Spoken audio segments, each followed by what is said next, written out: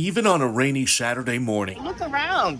I mean, we've had enough. Hundreds of people showed up to remember Eina Kwon. This woman always had a smile on her face. She did not deserve this. The Korean-American woman brutally gunned down with her unborn child at the corner of 4th Avenue and Lenora Street in downtown Seattle. Stopped at a red light right here, and somebody just walks up and shoots you. 30-year-old Cordell Gooseby is now charged with murder.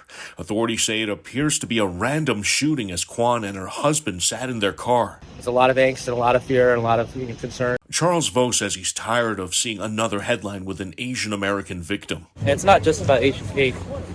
It's about just stopping all the senseless murder and actually supporting law enforcement to do their job. We are done with it. Tom Graff with real estate firm Ewing and Clark says senseless acts of violence continue to play out in downtown and is blaming the city council for what he calls failed policies. Crazy policies of let anything go on the street. Contributing to the neighborhood's problems. He's especially going after Andrew Lewis since this is his district.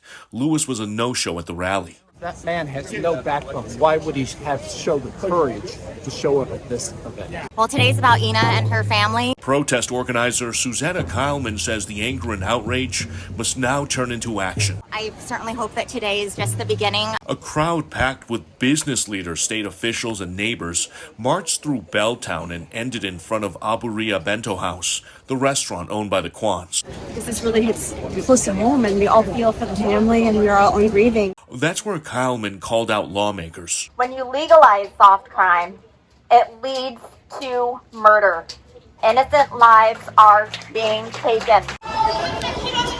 Demanding immediate improvements to public safety. How do we make sure a tragedy like this doesn't get politicized? Well, I think we've got to talk specifically about the issues. You can see it on the streets with, the rampant drug use, the crime, the vehicular thefts. If we allow policies to stay in place that permit those types of activities, we're going to have more bad results. And challenging the community not to settle. No more virtue signaling.